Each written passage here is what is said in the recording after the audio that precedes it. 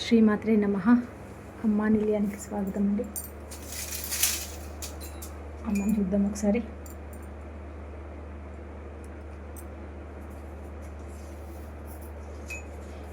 ఇది వచ్చి చిన్న పూజ రూమ్, ఇలా మండపం లాగా ఉంటుంది.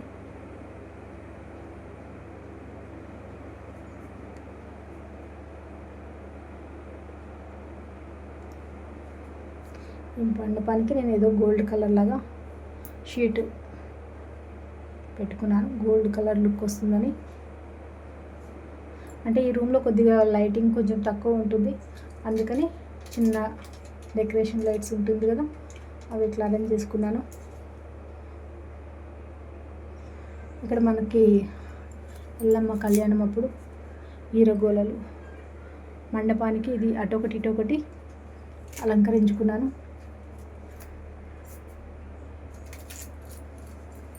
ఇలా అటొకటి ఇటొకటి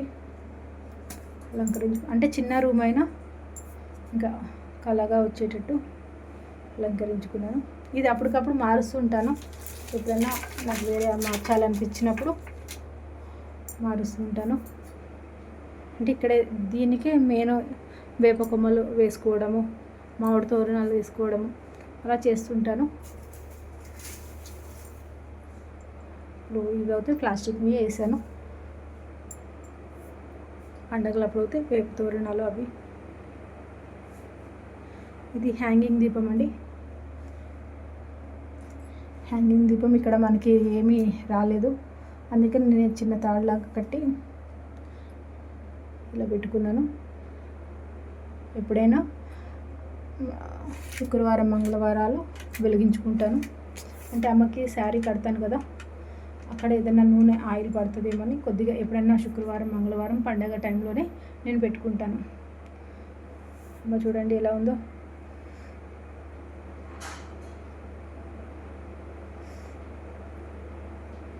ఎల్లమ్మ తల్లి మునిస్వామి ప్రతి సంవత్సరం కళ్యాణం జరుగుతుంది అమ్మవారికి.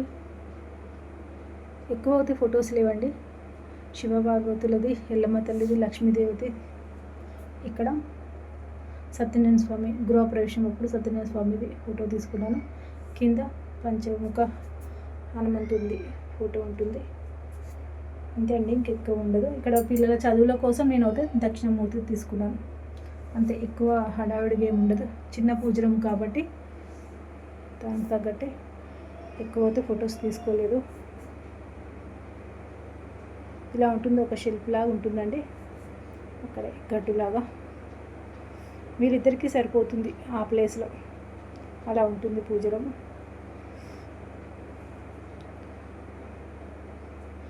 అంటే అయ్యవారికి అమ్మవారికి నేను ఇలా బాండవాలు అంటారు వీటిని, బాండవాలు, ఎల్లమ్మ బాండవ, మునిస్వామి బాండవ. అయితే బాండవాళ్ళకి నేను ఇలా అలంకరించుకుంటాను, అయ్యవారిని అమ్మవారిని ఇలా అలంకరించుకుంటాను. కండువ అమ్మకి శారీ లాగా అలంకరించుకుంటాను. ఇంకా జ్యువెలరీ, నా దగ్గర ఉన్న జ్యువెలరీ అలా వేస్తాను అమ్మకి. బాగుంది కదా అమ్మకి అలాగా.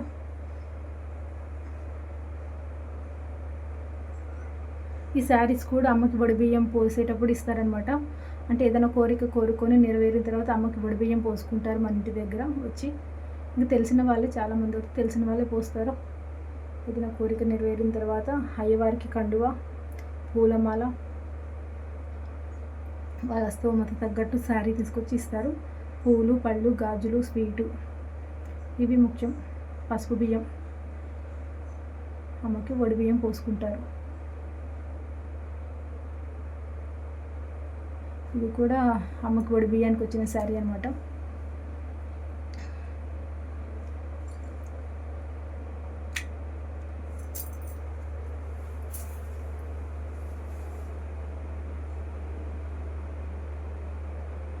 అమ్మకి ఎదురుగా త్రిశూలం ఉంటుంది, ఎప్పుడు దీపం వెలుగుతూనే ఉంటుందండి అమ్మ దగ్గర.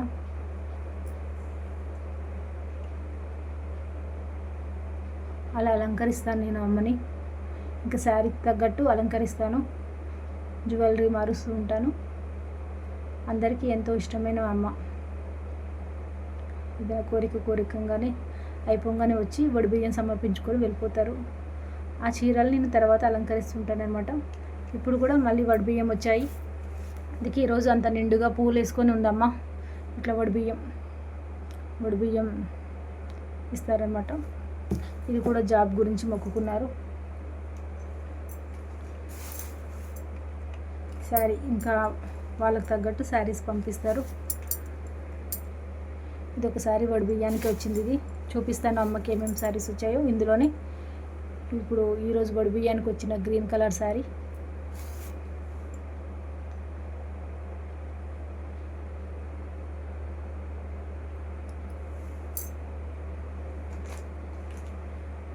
ఇది కూడా వడిబియ్యానికి రెడ్ కలర్ శారీ వచ్చిందండి. ఇది నవరాత్రుల్లో లేకపోతే మన ఇప్పుడు బోనాలప్పుడు కడదామని చూస్తున్నాను, ఆషాఢంలో కడదామని చూస్తున్నాను రెడ్ కలర్ శారీ. ఏదైనా అమ్మకు ఒకసారి కట్టిన తర్వాతనే నేను కట్టుకుంటాను. అందుకని ఫస్ట్ అమ్మకి రెడ్ కలర్ ఆషాఢంలో కడదామని చూస్తున్నాను. ఇంకా అమ్మ శారీస్ అంటే ఎక్కువ మట్టుకోతే green colour, red colour, orange colour అలానే ఇస్తుంటారు, పెడుతుంటారు. ఇది ఒక కలర్. ఇవన్నీ వడిబియ్యానికి వచ్చిన శారీసేనండి. వాళ్ళ కోరికల మేరకు వాళ్ళ ఇష్టం మేరకు ఇచ్చుకుంటారు, సమర్పించుకొని వెళ్తారు. ఇవన్నీ వడిబియ్యం శారీసే. ఒక్కొక్క కళకి ఒక్కొక్క కోరిక తీరంగానే అమ్మకి ఇది అవుతుంది. సొంతిల్లు నెరవేరిన తర్వాత అమ్మకి వడిబియ్యం అంటే మన ఇంటికి వచ్చి పోసుకున్నారు వడిబియ్యం. తర్వాత నన్ను కూడా పిలిచి వాళ్ళ ఇంట్లో వడిబియ్యం సమర్పించుకున్నారు. ఇంకా ప్రతి చీరకు ఒక్కొక్క కథ ఉంటుంది. ఇంకా అయ్యేవారికి అయితే కండువ అంటే టవల్ లాగానే కండువనే ఇస్తారనమాట. కండువ అవుతుంది మనకి, ఇది తర్వాత కూడా యూజ్ అవుతుంది కదా అన్నట్టు. మాకు పండగప్పుడు కూడా చాలా పడతాయి అన్నమాట. ఇవి చుట్టుబట్టల్లో కూడా పనికొస్తాయి. అందుకే టవల్సే యూజ్ ఇస్తారు. ఇంకా అయ్యేవారికి ఇప్పుడు వేసారు చూడండి, అట్లా కండువలాగా వేస్తాము. ఇంకా జాకెట్ ముక్క, గాజులు, కుడకలు, ఇవన్నీ 5 కుడకలు వడిబియ్యంలో పొట్టి. ఇంకా నేను అంతా తీసాను కాబట్టి చూపిస్తలేను. తెలిసిన విషయమే కదా అందరికీ వడిబియ్యం ఎలా పోసుకుంటారో. తర్వాత ఎప్పుడైనా నేను క్లియర్గా చూపిస్తాను. ఎప్పుడైనా ఎవరైనా పోసినప్పుడు కూడా చూపిస్తాను, లైవ్ పెడతాను. ఫాలో అవ్వండి, లైవ్ చూడండి, షార్ట్స్ కూడా చూడండి. అమ్మ సాంగ్స్ ఉంటాయి అన్నీ.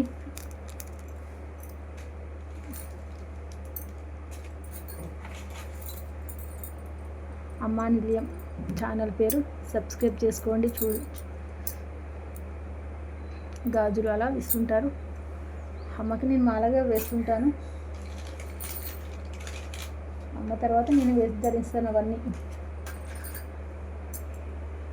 ఇలా ఉంటుందండి పూజా రూము. చిన్న పూజా రూమ్ అయినా అమ్మ సంతోషంగా వచ్చిన ఇల్లు ఇది. అమ్మ ఇష్టం మేరకు వచ్చిన ఇల్లు ఇలా ఉంటుంది. పండగప్పుడు ప్రతి సంవత్సరం పండగ చేస్తాము. పైన కూడా చూపిస్తాను.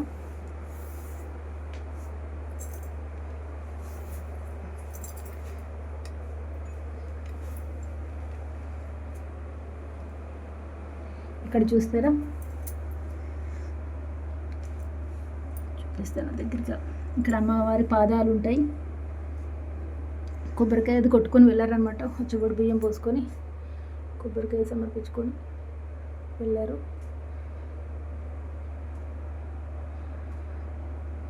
ఇక్కడ అమ్మవారి పాదాలు, ఇక్కడ అయ్యవారి పాదాలు ఉంటాయి. తర్వాత ఇది చూపిస్తాను మీకు.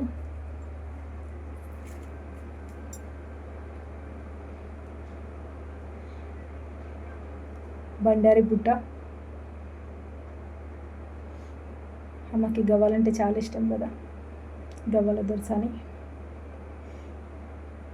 అమ్మ మెళ్ళలో కూడా గవ్వల మాలే ఉంది చూడండి. గవ్వతో డెకరేట్ చేసిన చెరువుగట్లో తీసుకొచ్చారనమాట. ఇది కూడా అమ్మకి కానుకగా ఇచ్చారు.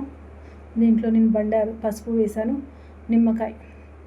ఇంకా అమ్మవారికి వచ్చి కట్నం పెట్టుకున్న పైసలు కూడా నేను ఇందులో ఉంచుతాను. ఈ అమౌంట్ కూడా నేను అమ్మకే యూజ్ చేసుకుంటానండి. అంటే అమ్మవారి కళ్యాణం అప్పుడు యూజ్ చేసుకుంటాను.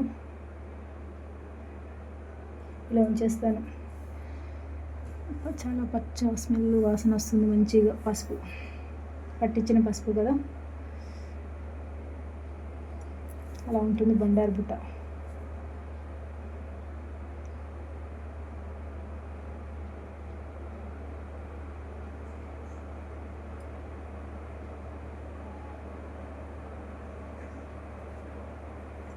ఈ గోడకు వస్తే త్రిశూలం ఉంటుంది. ఇదంతా జాజితోటి అలంకరిస్తారు మనకి. ఎప్పుడంటే మన ఎల్లమ్మ పండుగ అప్పుడే వేస్తారు.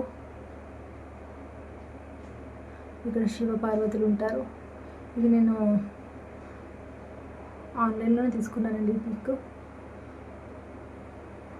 పైన హోమ్ ఉంటుంది. ఇదంతా జాజితోటే.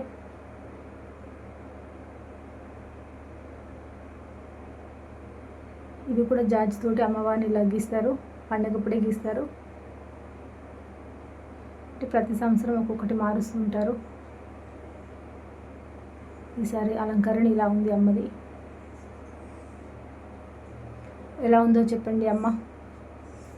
సబ్స్క్రైబ్ చేసుకున్న వాళ్ళు చేసుకోండి, ఫాలో అవ్వండి ఛానల్ని. డైలీ అమ్మవారి వీడియోస్ వస్తుంటాయి మీకు. ఇలా ఉంటుంది పూజ రూమ్, ఇలా ఉంటుంది. చూసిన వాళ్ళు, డైరెక్ట్గా వచ్చి చూసిన వాళ్ళు అయితే చాలా ఫీల్ అవుతారు అన్నమాట. అమ్మ అది వైబ్ అనేది చాలా ఫీల్ అవుతారు వచ్చిన వాళ్ళు ప్రతి ఒక్కరు. ఇలా ఉంటుంది అమ్మ మాయ. అమ్మ శక్తిని తట్టుకోలేము కదా మనము. చాలామంది ఆ వైబ్ని అందరూ ఫీల్ అవుతారు. అంటే ఫీల్ అవ్వడం అంటే అందరికీ ఏదో ఒక తిప్పినట్టు, అలా వైబ్ అయినట్టు అట్లా అనిపిస్తుంటుంది. ఇలా ఉంటుంది చిన్న పూజా రూమే.